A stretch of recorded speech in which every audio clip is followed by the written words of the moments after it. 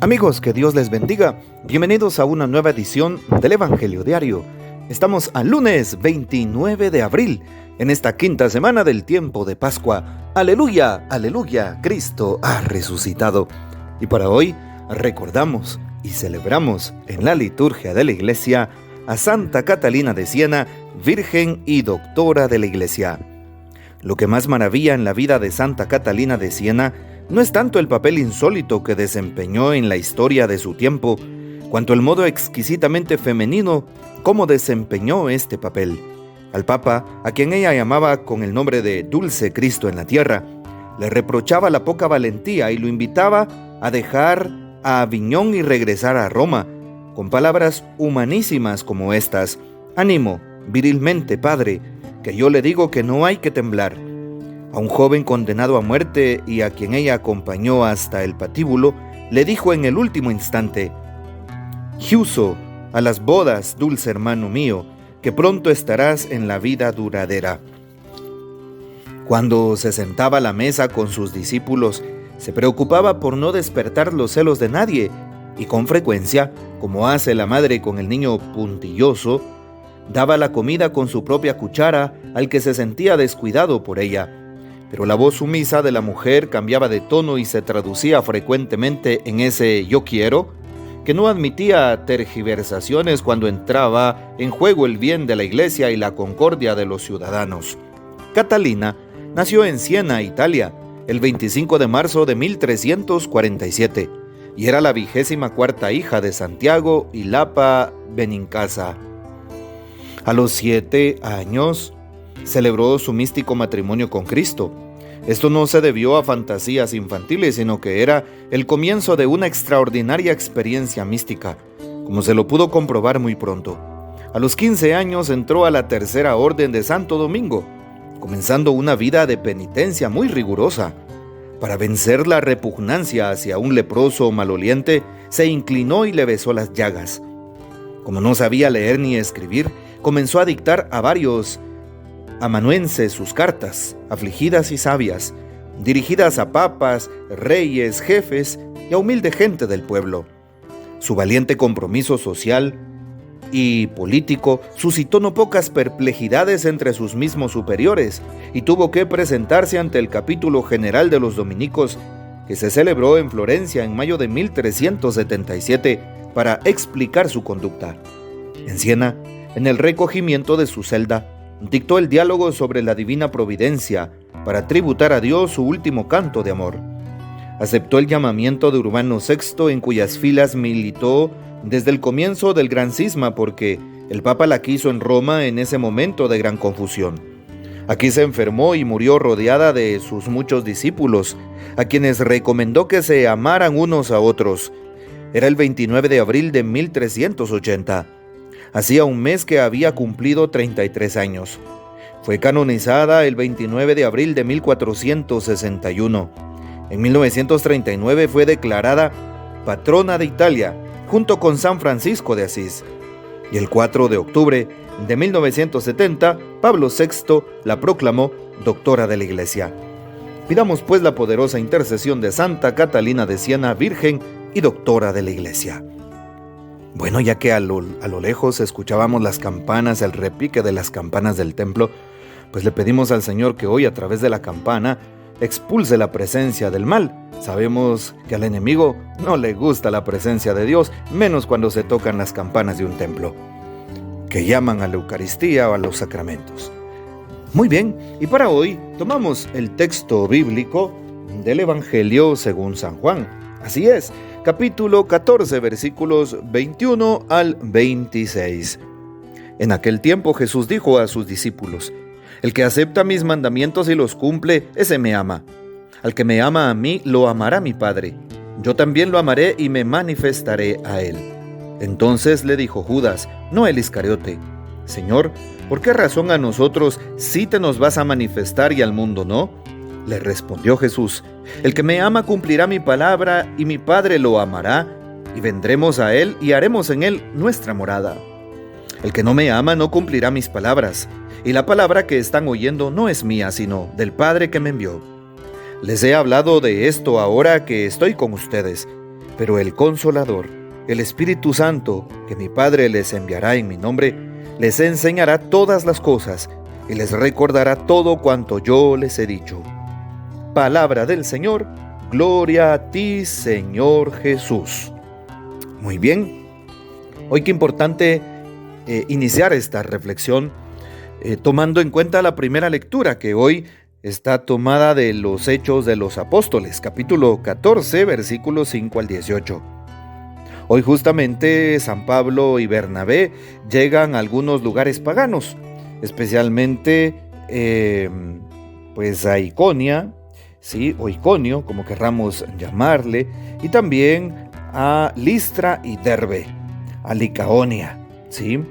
Y predican ahí el Evangelio. Son ciudades griegas, por lo tanto son ciudades, pueblos paganos. Pagano es un término que está, por así decirlo, en boca de los hebreos, de los judíos, que significa aquellos que adoran a otros dioses fuera del Dios vivo. No precisamente solo hablando del término politeísta, ¿verdad? Bueno, qué importante es saber que con el esfuerzo de San Pablo de predicar, también mira a un hombre que está tullido de nacimiento de sus pies. Ve San Pablo que tiene fe y entonces le pide que se levante. Aquel hombre se levanta, da un salto y empieza a caminar. Todos empiezan a gritar en la lengua del lugar, sobre todo en Licaonia, ¿sí? Piensan que Pablo y Bernabé son dioses. Los dioses, pues, que son parte de esa idiosincrasia griega. Y llaman la atención porque piensan que Bernabé era el dios Júpiter y San Pablo era el dios Mercurio.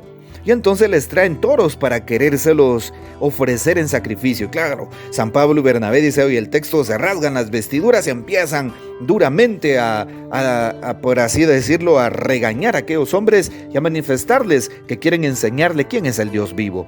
Y a duras penas impiden que la multitud les ofrezca un sacrificio. Muchas veces nosotros estamos igual que aquellos hombres, ¿sí? Dice el santo cura de Ars: deja un pueblo sin sacerdote durante 20 años y adorarán a las bestias. Claro, nos parece a nosotros muy radical esa frase, sobre todo el día de hoy. Uno dice, no, ¿cómo es posible? Porque podemos defendernos de otra forma. Claro, más bien es una enseñanza, ¿verdad? Lo mismo de hoy. Aquellos hombres adoraban a muchos dioses, eran paganos, ¿sí? Hacían ritos que no van con el Evangelio, con la palabra. Y San Pablo, aunque se los trata de explicar igual que Bernabé, pues no logran hacerles comprender. ¿Y por qué digo que estamos igual que los hombres de aquel tiempo? Porque muchas veces nos quedamos ensimismados. Queremos quedarnos con aquello mismo que tradicionalmente tenemos, sin dar un cambio, ¿sí? Yo soy así, nací así y nada más. ¿Cuántas personas dicen, no, yo soy católico, pero un católico de palabra? No un católico de convicción, no un católico de fe, no un católico de servicio, no un católico de entrega, no un católico que perdone, no un católico que tenga un cambio de vida auténtico, no, simplemente de palabra, porque esto me da, tal vez no un estatus, pero por lo menos me da la idea de que cumplimiento, vean ustedes, cumplo lo que mis abuelos me dejaron, mis padres me dejaron.